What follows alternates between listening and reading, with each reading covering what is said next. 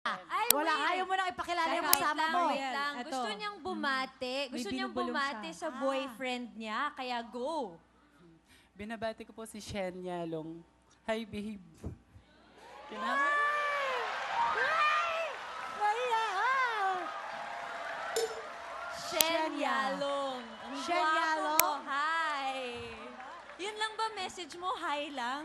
Hi, I love- babe. Wala bang I love you, I I love miss you, you? babe. Kita tayo mamaya. Wala? Nasaan si, Bukas na lang. nasaan si Bukas na boyfriend, Crisel? Kasama mo ba siya ngayon? Nasa house po. Ano Bahay. yung message na sa'yo?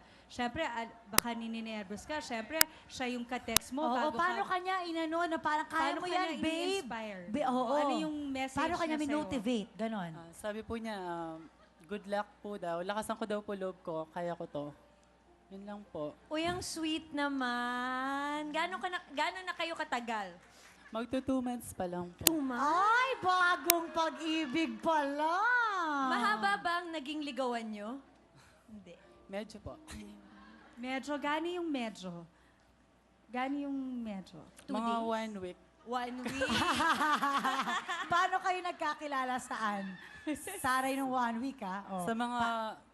Kasi po ano siya, glam. Sa mga Ano yung club. glam? Sa mga clan po group. Clan? Opo. Aklan? Glam. Hindi. Ano ba yung clan? Clan. Alam ko na to. Ito yung sa text, di ba? Yung may mga sarili-sarili Opo. kayong group. Sa group po. Yan, may kanya-kanya Tapos silang po, group. Tapos po po yung ano ko, yung pinsan ko. Tsaka yung mga friends ko na gay din po. Yun po. Kamukha mo si Little Mermaid. Oo, talaga. Yung buhok mo, totoo yung buhok mo? Ito. Totoo? Wow, ang ganda. Alright. Paano mo sinabi sa parents mo na gusto mo magpahaba ng hair? Hindi ka ba nila tinanong, maliit ka pa lang ba, mahaba na yung buhok mo? Hindi po. Ano, simula po nung graduate po ako ng high school, pinahaba ko na po. Kasi sa school bawal no? Bawal yung maikli. Pero nung bata ka ba, meron ng inclination? Senyales. Oo, Naglalaro ka ng mga senyales. Barbie, ganon. Nagsimula po kasi to nung si ate ko, si ate Cheryl, na nasa Quezon City ngayon. Nung pong bata po ako, naglalaba siya. Yung sinasali niya po ako, maglaba. Laba-labahan. Tapos pinapasuot ng mga palda. So si ate. Si ate.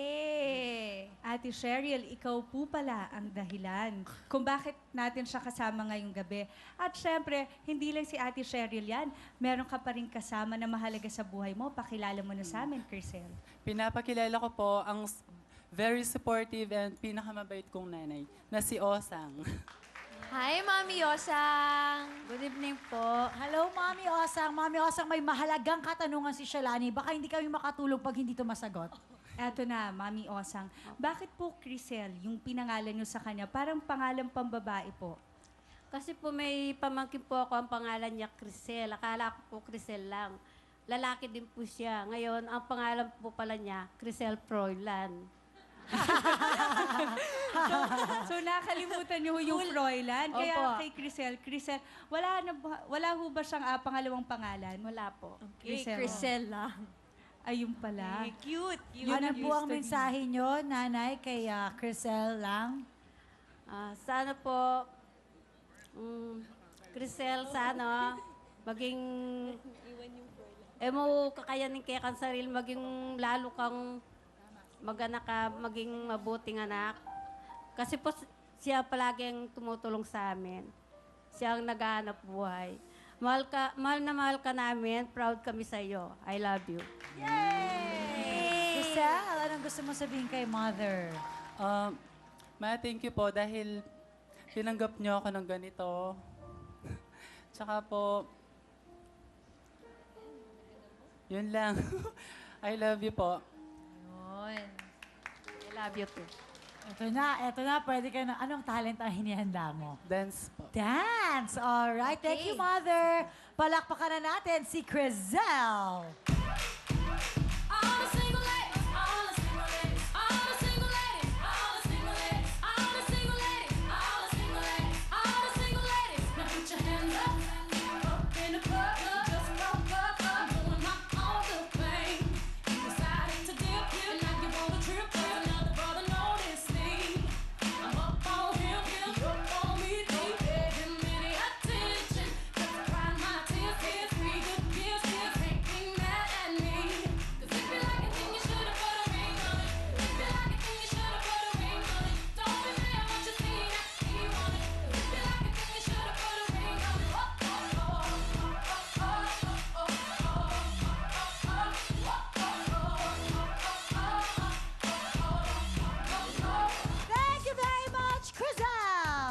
Gazelle, dahil bongga ka, meron kang 5,000 pesos. At eto naman, kilalanin na natin si Pinky. Hello. Magandang gabi po sa lahat po na nanonood ng Real Time, Big Time. At sa inyo pong tatlo, Miss Mariel, Miss Shalani, and Miss Camille. Yes, hi Pinky. Pinky, baka meron ka pang gustong batiin? Ang binabati ko po yung mga kababayan ko po sa Pulilan, Bulacan, especially po sa mga tiga-barangay Tibag, sa family ko po, Paraiso and Calderon family, sa lahat ng Pulilan Gay Society, binabati ko kayong lahat. Sa mga lolo't lola ko po sa San Fernando, Pampanga, Tita Tess, Wilfred, nandito na ako sa Real Time, Big Time. Thank you po. Pinky, ako na-curious ako. Meron kang sash eh. Ano ba yung nakalagay dito sa sash mo? Anong title ba yan? Miss- Miss Kay Kutkot Galaxy Ay, po. ba't may kutkot? Hindi, actually po yung Kutkot... Sandali. Oh. I-clear natin yung kutkot. Lugar Okay. ba yung kutkot? Yung Kutkot po, lugar po siya sa Pulilan, Bulacan. Okay, para klaro. Meron. Kutkot Galaxy. Cute. Kailan ka naman naging Miss Gay Kutkot Galaxy? Actually, ito po yung pinaka-latest na napalalunan ko po. Pinaka-latest. Kailan yan? Nung May lang po. Nung May. Wow. Ano naman ang duties and responsibilities ng pagiging Miss Gay 2011 mo? Oo. Siguro po to be a role model. Oh, to be a role model. Paano mo na-nail or na-bag ang title na yan? Kasi, nakuha ko po yung title ito kasi po ako po yung tipo ng candidate na meron pong tamang tiwala sa sarili. Kasi sa isang competition po, sa isang candidate, masama po yung sobra-sobrang self-confidence o yung wala ka namang tiwala sa sarili mo. Dapat po nasa nagitna, sakto lang. Oo, sakto lang. Maganda yung skin mo, ha? Oo, Pati puting yung buhok. puputi. Oo, Lahat oo, talaga, perfect. Paano mo naman ini-introduce ang sarili mo na sakto lang? Oo, introduce mo. Yung kanina, nakita kita, pinapractice mo eh. Oo, now is the time. I am a simple gay having a simple dream, and that is to become a real beauty queen. Good evening to each and everyone. My name is Pinky Hernandez, all the way from the Carabao Festival of Pulilan, Bulacan. At ngayong gabi po, nasa inyong harapan na po ang babaeng minsan ang nagpatibok sa puso ni Mr. Oyo Boy Soto. Ako po, si Binibining Christine Hermosa. Ikaw na! Si kagandahan! Talagang Miss you. Eto, Pinky, parang bagay sa'yo to. Kung ang tanong sa'yo, Pinky, what is the essence of being a woman? Kasi Oh. title holder ka. Kutkot Ano sa'yo Galaxy. ano ba ang essence sa Tagalog? Ano sa'yo ang importansya ng pagiging isang babae? Miss The Universe yan. essence of being a woman is to give birth, or I should say that has the ability to bear a child in her womb. Thank you. Eh, Miss paano na Universe yun? na Miss Universe talaga. Eh, paano na yun? Actually po, May womb ka na rin? lahat naman po ng mga baklang katulad ko nangangarap po na maging isang ina ng tahanan. Pero po alam po namin na hindi namin ito matutupad kasi po lalaki po kami. Bali-bali. Ikaw talaga. Kasi po Miss Mariel, bali-balik na rin man po natin ang ating mundo. Lalaki pa rin po kami. oo. Meron pa rin po kaming kasarian ng kagaya ng sa totoong lalaki na magiging sandata po namin sa pagbuo ng isang masaya at magandang pamilya. Sabi ko po sa iyo, talagang May Miss sandata Universe. siya. Oo. Miss Mariel, kasi po once in a lifetime lang to kaya susulit ko na po. Oo naman, sulitin mo na. Ano ba gusto mong gawin? Gusto niya lang sabihin pala yun. Akala ko- okay. kasi yun, normally, yung mga ganyan sinasabi, gusto nila mag-kiss kay Kuya Willie, yung mga ganyan. Oo, eh, Pero tayo. medyo nagulat ako. Wala Nabalitaan naman. ko po na wala po si Kuya Will. Kuya Will, get well soon po. Ay. Sayang wala po kayo.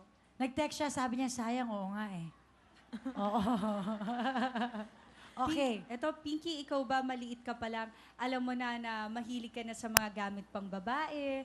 Nagkukulon ka na ba? O naglalaro ka na kagad ng Barbie? Actually, nung bata po ako, lagi po akong binibili ni nanay at saka ni tatay po ng laruan sundalo at saka po ng barel. Pero nagtataka po sila bakit hindi ko po ginagalaw. Kasi ang gusto ko po At talaga least hindi mo ginalaw. Oh. Manika po talagang nilalaro ko nung bata pa lang po ako. Manika. Hindi ba nagagalit yung mommy tsaka yung daddy mo? Kasi iba yung gusto mo, hindi yung mga baril-barilan, iba yung gusto mo. Actually, wala po ang question pagdating kay mother. Talagang sa tatay ko lang po may Ay, problem talaga? po. Ano naging problem kay father? Kasi po sa edad ko po ito, parang hindi pa rin po niya ako tanggap.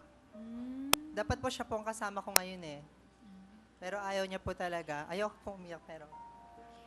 Tay, kung nanonood ka, dapat ikaw ang nandito, pero okay lang. Hindi ako nagagalit sa'yo, hindi ako nagtatampo. Sana lang matanggap mo ako, kasi anak mo rin ako. Isipin mo na lang na meron dahilan ng Panginoon Diyos kung bakit niya ako binigay sa'yo. Kasi po yung sa family po namin, sa magkakapatid, lahat po sila pamilyado na po. Ikaw Ako na lang po yung walang bigay. asawa at Oo. naniniwala po ako na ako po yung mag-aalaga sa mga magulang ko pagtanda po nila. Yes.